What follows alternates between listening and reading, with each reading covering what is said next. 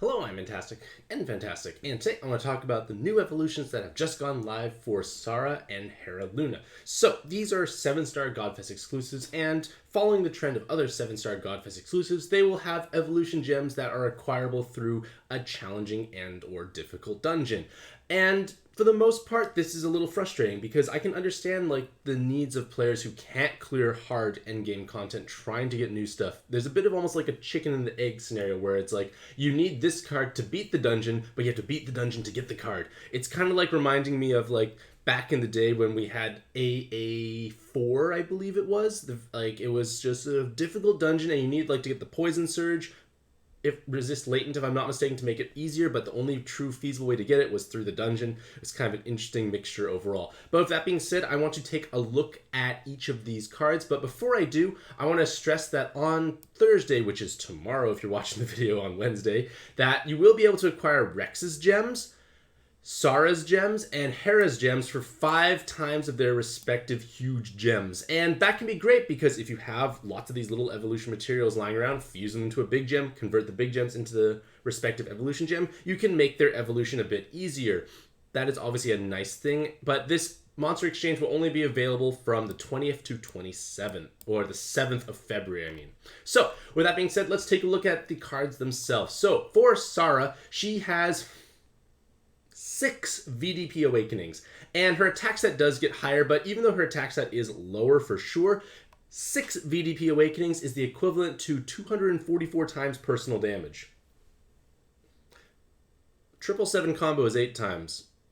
This is a little nutty overall. Pretty absurd when you really think about it. And for Super Awakening, she could in theory get another VDP, which I think is completely unnecessary. You get or Super Poison Resist or 2 more skill boosts. And those are definitely meaningful. And what you would choose definitely depends on the dungeon you are playing through and the rest of your team composition.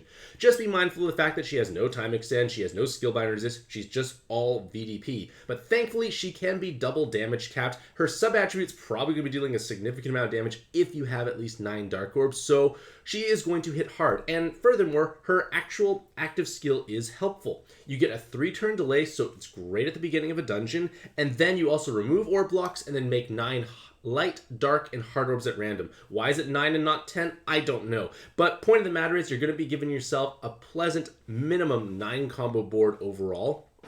And you're going to be able to at least sweep the floor in question. There's a chance you might even get a dark and a light VDP with that board. Well, sorry, so you're going to guarantee yourself 9 orbs exactly. So I guess maybe that's why they chose the 9 number. So you can have a light and a dark VDP, so huge amounts of damage. And the idea is this active skill has value at all points of a dungeon if you think about it. Delays are always great, especially when you want to stall things out. But a board unlock and a board changer is never a bad thing to overcharge into. Just be mindful of the fact that it is a 13-turn cooldown, so it's obviously on the longer side. And then for her weapon assist, I think it actually is quite strong. You retain the same active skills, so naturally light and dark based teams get a little bit more zest out of it. But the awakenings for her are a team HP, 2 team RCVs, and a tape resist. That's actually quite strong for a delay weapon. There are not too many delay weapons with added bulk, let alone added bulk plus healing potential. And my opinion is that if you can tank and survive the largest reasonable hit in a dungeon, the most important thing after that is being able to heal back up to full health with relative ease, and this definitely can do so. And again, it's quite powerful, but obviously the big drawback is you have to get her gem not once, but twice, so it's obviously going to be a bit of a slog to get so. And at the same time, if you have Safi, the new 7-star Godfest exclusive, you're probably going to want to utilize Echidna as a sub.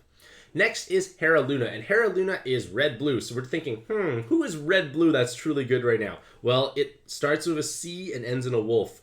It is Seawolf.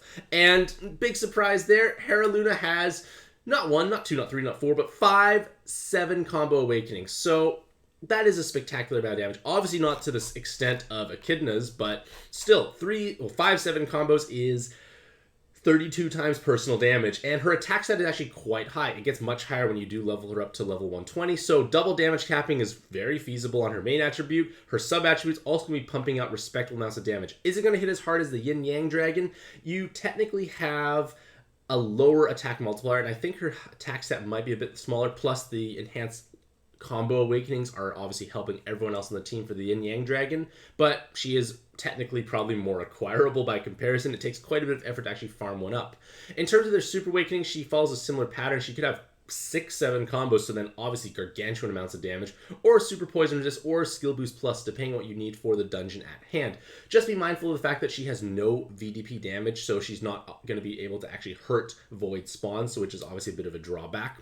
For her active skill, she does a 15% gravity, and 15% gravity can actually be a significant amount of damage, because if you think about it, bosses with billions and billions of health can have a large chunk of it taken away. It's not a reliable way to obviously execute something, but it's never a bad thing to chip something down. Maybe that bit of extra chip may constitute several damage caps, which in turn might let you one-shot a particular spawn instead of pushing them into execute range, so that obviously could be helpful. But the main appeal is definitely going to be having fire orbs generated and 60% damage reduction for 2 turns. So we know we need a shield in basically every single dungeon. We need a shield for Shura 3, Shura 2, MD2 as well in order to tank Blue Millie a few more turns. Point of the matter is, it's a valuable active skill. It does have a 14 turn cooldown, but you probably could inherit something over top of it for Seawolf teams because you're probably going to get close to that 25 skill boost anyways.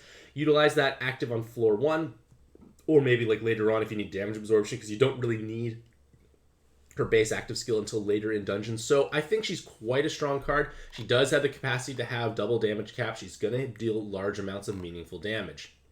For her weapon assist, I don't think it's going to be anywhere near as special or great. Like, sure, this is a strong amount of enhanced passive damage through 4 enhanced fire combos. You get a skill bind resist, which I don't think is usually a problem for Seawolf teams. I never really found myself thinking, I need skill bind resist, like, because most of the cards already have it. So I feel like it's a bit awkward or just not necessary at this exact moment. And then the L is always helpful if you don't have an L awakening anywhere on your team. The active skill is still the same. It still is a strong shielding solution if you need towards the end of a dungeon, but I feel like she has more value in her base form, especially if you have a Seawolf team. You're going to probably enjoy having her hit tremendously hard. In addition to this, players who own the Pad Pass will receive another free bonus for the 20th of the month dungeon. When you clear the 20th of the month dungeon and you own Pad Pass, you will be given 1 times gem for Sara, Luna, and Rex. And Rex is just thrown in here because he's from the same series. And in addition to that, you'll get a single Springfest medal. So, if you do have Pad Pass, you can basically just buy yourself a 7-star Godfest exclusive and at least be able to evolve them once into their new forms. You're not going to have the ability to make their weapon assists immediately, but for the most part, I feel like they're stronger in their first evolved form. So Blue Rex is one of the better subs for Royal Oak. Sara is great for Safi. Hera Luna is great for Seawolf. What you should pick should probably be based on what you actually have. And again, if you do not know who to pick, there is no rush to monster exchange for them because those medals do not expire. That trade does not expire. It just still sits there and like you can make the trade in the future. So if you don't have a dedicated place to utilize one of these cards, I would wait. For myself personally, I don't have a Rex. I've already got the Rex gems because I decided to beat Colo 3 just to have them in case I get a Rex. And I do have Pad Pass on one of my accounts, so I'll be definitely looking forward to exchanging for Rex and actually starting to utilize him. But again, if you don't have Pad Pass, it's not the end of the world. Like, you still might have enough stuff to play around with. And again, the dungeons are at least going to be released at some point, and Rex has always been in the game for some period of time. That is nothing important there. And then finally we come to Mutt Descended. So kind of following the trend of the other 750,000 Monster Point cards, Mutt gets her own Descend, which will let you acquire her gem, which in turn lets you make her new evolutions. And looking at her new evolution, I actually think it's reasonably strong, assuming you're lacking other options, because through her awakening, she could have either 4 skill boosts or 2 with a super poison resist. Furthermore, she has 2 enhanced heart combo awakenings with a large RCV stat, so she provides a healing solution for your Royal Oak teams, which can be meaningful if you don't have Valkyrie Seal. For their active skill, on a 4-turn cooldown, you get to have a 2 times orb movement time and RCV buff. Universal buffers are great. Amusingly enough, this feels like obviously a much weaker Rex by comparison, but again, if you couldn't get Rex, if you didn't have Pad Pass, for instance, Mutt can be a strong alternative potentially. Not as powerful for sure, but still valuable nevertheless. And in addition to that, you get to remove orb blocks and then create 10 water, light, and heart orbs when health is 80% or more. So if you are high health, you get a nice board changer alongside of it. The only problem is, I feel like for the most part, the vast majority of encounters nowadays are just going to be hitting you so hard that's going to be difficult to actually keep your health above that threshold. So I feel like for many instances, it's going to be just simply a movement time and an RCV buffer, which is still helpful on a 4-turn cooldown. Rex is too, but again, Mutt is not a Godfest exclusive, so we must taper our expectations accordingly. She's not going to be dealing that much damage unless you make a cross, but most teams for water are making Rose, so it's not really going to be that feasible. But again, if the dungeon is riddled with sticky blinds, it's not a bad option to have overall. For her weapon assist, I feel that it's reasonable if we actually have a team that can take advantage of both the colors, because again, it's a universal buffer with the movement time, with the board changer if it overcharge, if you're above 80% health. It's a reasonable weapon assist.